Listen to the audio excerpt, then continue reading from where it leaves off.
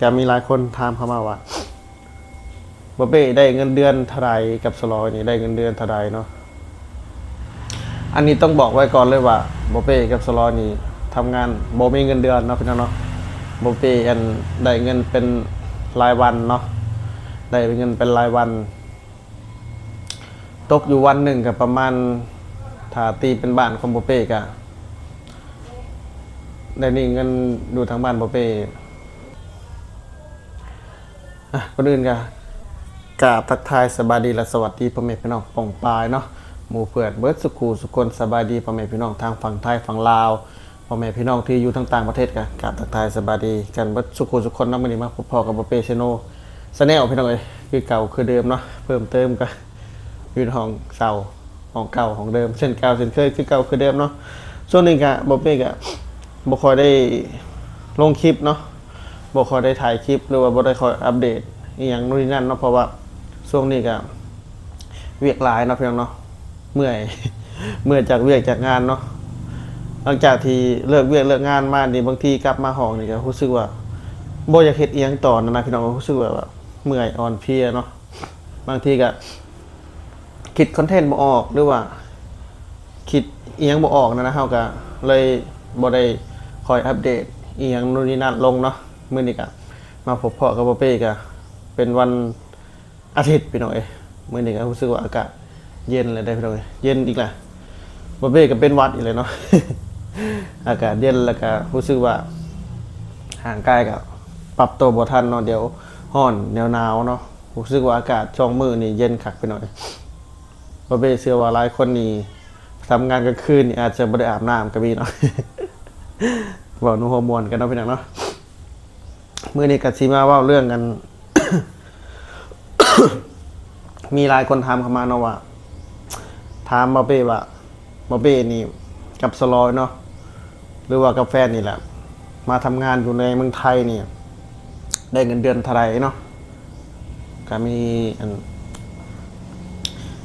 คนถามเข้ามาเนาะว่าบ่เป้กับสลอยนี่มาทำงานอยู่ในเมืองไทยนี่ได้ค่าแห้งเท่าไหร่เนาะหลายคนก็อยากรู้หรือว่าหลายคนก็อาจจะมีคำถามที่อยากกันถามบ่เป้เข้ามาหรือว่าการทำงานของบ่เป้นี่กับสลอยนี่เพราะว่าอีกอย่างบ่เป้กับสลอยนี่บ่ได้ทำงานอยู่เจ้านายเดียวกันเนาะคนละเจ้านายแต่ว่าอยู่ในตลาดเดียวกันเพราะว่าบ่เป้กับสลอยทำงานอยู่ในตลาดกลางคืนพี่น้องหลายคนที่ติดตามบ่เป้อาจจะรู้เนาะว่าบ่เป้ทำงานอีหยังเนาะแต่สำหรับคนที่เข้ามาใหม่ครับอาจจะยังบ่ฮู้เนาะพี่น้องบ่เป้ก็เป็นพ่อค้าขายหมูนะพี่น้องเนาะ อยู่ในเคียงหมูอยู่ตลาดเช่าเนาะพี่น้องเนาะอยู่จังหวัดนนทบุรีเนาะอยู่ใต้สะพานพระราม4พอได้ตีผ่านไปผ่านมาในแถวนี้ก็แวะมาอุดหนุนหรือว่ามาซื้อซอยเนาะพี่น้อง โอเคนะพี่น้องเนาะเข้าเรื่องกันเลยเนาะจะมีหลายคนถามเข้ามาว่า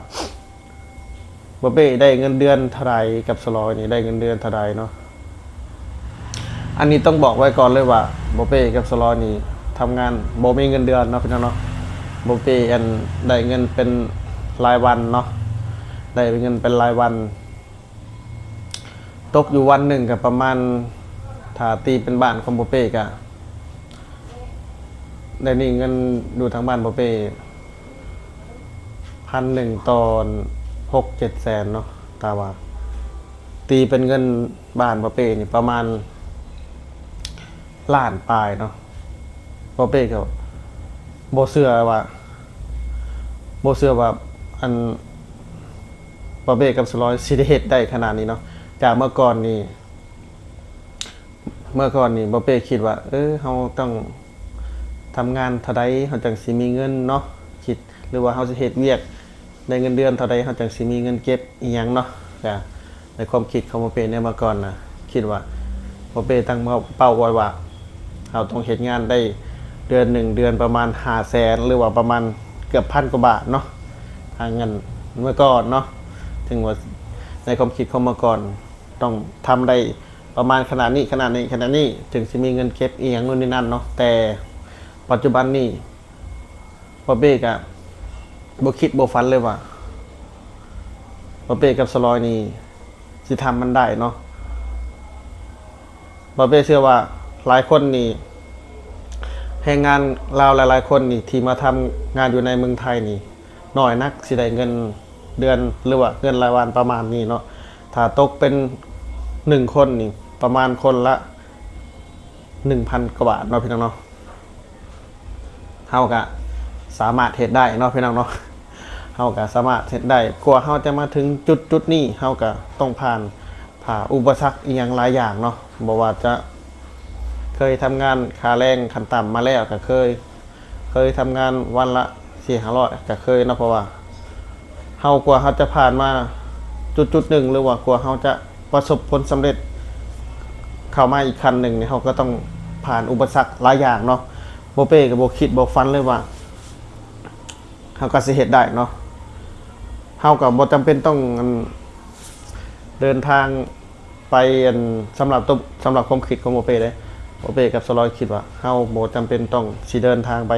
ทำงานอยู่ต่างประเทศที่มันไกลบ้านอีหยังโน่นนี่นั่นเนาะบ่เป้ได้มาทำงานอยู่เมืองไทยได้ค่าแรงซำนี้หรือว่าอีหยังนู่นนี่นั่นซำนี้บ่เป้ก็รู้สึกว่าขอบคุณและขอบใจเนาะคนไทยหลายๆคนที่ให้ความหักความเมตตาที่เฮ็ดให้บ่เป้กับสลอยมีงานทำแล้วก็ได้มีเงินเก็บส่งทางบ้านเลี้ยงครอบครัวนั่นนะพี่น้องบ่เป้กับภูมิใจเนาะเป็นคนลาวคนหนึ่งที่ภูมิใจเนาะภูมิใจที่ได้มาทำงานถ้าว่าบ่มีเมืองไทยหรือว่าถ้าว่าบ่ได้เข้ามาทำงานอยู่ในเมืองไทยบ่ฮู้ว่าบ่เป้สิ ประสบผลสำเร็จขั้นหนึ่งบ่เนาะ ที่ความหมายของบ่เป้ก็คือว่าประสบผลสำเร็จบ่แม่นว่าบ่เป้สิมีทุกอย่างเนาะบ่เป้ก็บ่แม่นว่าบ่เป้สิเป็นคนร่ำคนรวยนะคนรวยอีหยังนู่นนี่นั่นดอกแต่ว่าในความรู้สึกก็คือประสบผลสำเร็จที่เฮาสามารถสร้างบ้านเนาะหรือว่าสร้างที่พักที่อยู่หรือว่ามีสิ่งมีของที่เฮาสามารถซื้อได้หรือว่ามีสิ่งมีของที่เฮาซื้อเป็นของตัวเองนะพี่น้องกับความภูมิใจของบ่เป้ครับภูมิใจที่เฮาสามารถหาเงินซื้อได้เนาะเป็นความภูมิใจหรือว่าเป็นความสำเร็จของบ่เป้อีกขั้นหนึ่งเนาะอันนี้ความรู้สึกของบ่เป้แต่ว่าสำหรับผู้อื่นก็บ่ฮู้คือกันเนาะว่าคิดแบบใดเนาะแต่อันนี้มันเป็นความภูมิใจของบ่เป้เนาะบ่เป้ก็สามารถเฮ็ดได้เนาะบ่เป้เชื่อว่าหลายๆคนนี่อาจจะมีคือกันเนาะจะมีคือกันที่ได้ค่าแรงวันละ1,000ขึ้นเนาะ1,000ขึ้นบ่เป้ก็เชื่อว่าน้อยนักที่จะได้เนาะแต่ก็สู้ๆนั่นแหละพี่น้องเอ้ยผู้ใดที่ยังเงินถือค่าแรงขั้นต่ำหรือว่ายังได้ค่าแรงขั้นต่ำก็สู้ๆคอยฝึกฝนหรือว่าคอยปรับโตหรือว่าซอกหาอีหยังนู่นนี่นั่นเนาะบ่เป้ก็เคยผ่านจุดหนึ่งเนาะจุดหนึ่งที่ได้ค่าแรงขั้นต่ำมาคือกันแต่มาถึงจุดนี้หรือว่ามาถึงปัจจุบันนี้เฮาก็ภูมิใจเนาะภูมิใจที่เฮาได้อีหยังก็ได้ค่าแรง ที่เฮาตั้งเป้าไว้นั่นนะพี่น้องเลยที่เอามาเว้านี่บ่แม่นว่าออกมาโอ้อวดหรือว่าออกมาอวยอีหยังโน่นนี่นั่นเนาะแต่อยากออกมาเว้าย้อนความภูมิใจหรือว่ามีคนที่ถามเข้ามาเนาะว่าบ่เป้ได้ค่าแรงกับสลอยนี่เดือนเท่าใดเนาะบ่เป้ก็บ่ได้เป็นเงินเดือนเนาะบ่เป้ได้เป็นเงินรายวันกับสลอยแต่เฮามาเก็บมาออมมาถอนโฮมเอาเองนั่นแหละพี่น้องเนาะอยู่กับการใช้จ่ายของเฮาเนาะการใช้จ่ายของเฮาเนาะว่ามื้อนึงเฮาใช้จ่ายเท่าใดหรือว่าเดือนนึงเฮามีค่าใช้จ่ายอีหยังแน่เนาะก็ตามนั้นเลยพี่น้องก็มี FC ถามเข้ามาเนาะหรือว่ามีหมู่เพื่อนพ่อแม่พี่น้องทั้งบ้านนี่แหละที่ถามเข้ามาว่าได้ค่าแรงเท่าใดอีหยังนู่นนี่นั่นเนาะก็มาตอบให้เนาะก็บ่เป้ว่าความรู้สึกของบ่เป้ก็คือสูงพอโตเนาะค่าแรงเดือนนึงนี่เกือบ500,000เนาะเฮาสามารถเฮ็ดได้เนาะ500,000เนาะน้อยนักเลยว่าเฮาสิ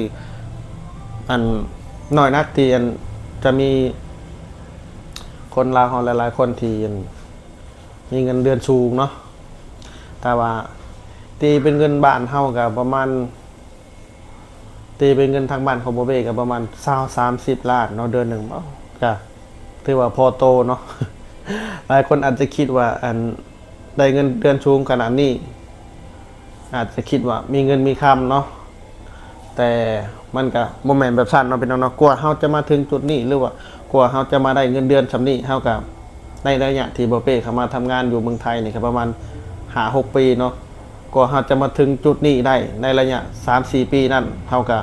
ได้ยังดังได้ค่าแรงขั้นต่ำอยู่เฮาก็พึ่งมาได้เนาะพึ่งมาได้ก็กว่าเฮาจะผ่านมาจุดนี้เฮาก็ต้องผ่านมาหลายสิ่งหลายอย่างเนาะถ้าว่าหลายคนอาจจะคิดว่ามันเกิดได้เงินเดือนเนี่ยเงินเดือนสูงอาจจะร่ำรวยหรือว่ามีพร้อมทุกอย่างมันก็บ่แม่นจังซั่นเนาะพี่น้องเนาะกว่าเฮาจะผ่านมาถึงจุดนี้ได้มันก็ต้องง่ายๆเขาก็ได้ระยะที่เฮาได้มีเงินเดือนสูงเนี่ยมันก็ได้ระยะวางปีนี้หรือว่าวางอีหยังนู่นนี่นั่นเนาะถ้าว่าเฮาได้ตั้งแต่ทีแรกเฮาก็อาจจะรวยแล้วเนาะพี่น้องเนาะ บางคนอาจจะคิดนั้นเนาะพี่น้องเนาะถ้าว่าบ่เป้เว้าผิดพลาดประกันใดก็ต้องกราบขอโทษขออภัยด้วยพี่น้องเนาะที่ออกมาเว้านี่บ่แม่นว่าเว้ามาโอ้อวดหรือว่าออกมาอวยเอียงนู่นนี่นั่นเนาะออกมาเว้าจากความจริงเนาะความจริงหรือว่าความประทับใจหรือว่าความภูมิใจของบ่เป้ที่ได้ผ่านมาถึงจุดนี้บ่เป้ก็บ่คิดบ่ฝันเลยว่าบ่เป้กับสลอยที่ผ่านมาตามที่ผ่านมาถึงจุดหนึ่งที่เฮาเคยตั้งเป้าไว้ว่าถ้าว่าเฮามาทำงานนี่หรือว่าอนาคตของเฮานี่เฮาจะทำงานเงินเดือนได้เท่านั้นเนาะว่าเฮาตั้งเป้าไว้ในเมื่อก่อนแต่เฮาก็สามารถเฮ็ดได้เลยเป้าที่เฮาตั้งไว้เป็นความภาคภูมิใจของบ่เป้ที่ออกเป็นความภาคภูมิใจว่ายังไงก็คือขอบคุณและขอบใจคนไทยทุกคนที่ให้กำลังใจเนาะให้กำลังใจบ่เป้ผ่านมาแล้วก็ขอบคุณ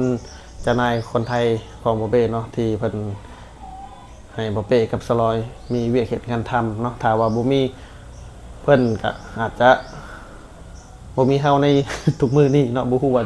สิพองานอีหยังเนาะหรือว่าสิเฮ็ดงานอีหยังบ่ฮู้ว่าจะได้ค่าแรงเท่าใดเนาะพี่น้องเนาะก็ขอบใจเพิ่นนั่นแหละพี่น้องเอ้ยสำหรับคลิปนี้ก็บ่มีอีหยังมากมายคือเก่าคือเดิมเนาะไว้เจอกันใหม่ในคลิปหน้าเดี๋ยวบ่เป้สิออกมาเว้าเรื่องค่าใช้จ่ายของบ่เป้ในแต่ละเดือนเนาะถึงว่าเฮาสิมีเงินเดือนสูงแต่ว่าเฮาก็ต้องมีค่าใช้จ่ายสูงคือกันไว้อันพอๆกันในคลิปหน้าเนาะสำหรับคลิปนี้เนี่ยมันจะยาวเกินไปเนาะจังได๋ก็ฝากพ่อแม่พี่น้องโปร่งปลายหรือว่าพ่อแม่พี่น้องทางฝั่งไทยฝั่งลาวที่เห็นคลิปนี้แล้วฝากให้กำลังใจบ่เป้เนาะในการทำคลิปต่อๆไปก็จะได้ก็ฝากให้กำลังใจคือเก่าคือเดิมเนาะพี่น้องเนาะไว้เจอกันใหม่คลิปหน้าให้พ่อแม่พี่น้องโปร่งปลายคนละให้กำลังใจบ่เป้คนละ1 ไลค์1กำลังใจเนาะพี่น้องเนาะเพื่อเป็นกำลังใจของบ่เป้ในการทำคลิปต่อๆไปเนาะก็อาจจะเว้าถูกแน่ผิดแน่เนาะเพราะว่าอีหยังก็คือว่าเป็นคนที่คอยเว้าบ่เก่งนะพี่น้อง บ่เป้ก็จะคอยฝึกฝนไปเรื่อยๆเนาะพี่น้องเอ้ยจะได้ก็ฝากให้กำลังใจคือเก่าคือเดิมเนาะไว้เจอกันใหม่ในคลิปหน้าสำหรับคลิปนี้บ่เป้ก็ขอคำว่าสบายดีเด้อพี่น้องเด้อบ๊ายบายเนาะไว้เจอกันใหม่เดี๋ยวบ่เป้สิมาเล่าเรื่องค่าใช้จ่ายให้ฟังในคลิปหน้าว่าเฮามีอีหยังแน่เนาะพี่น้องเนาะโอเคพี่น้องบ๊ายบาย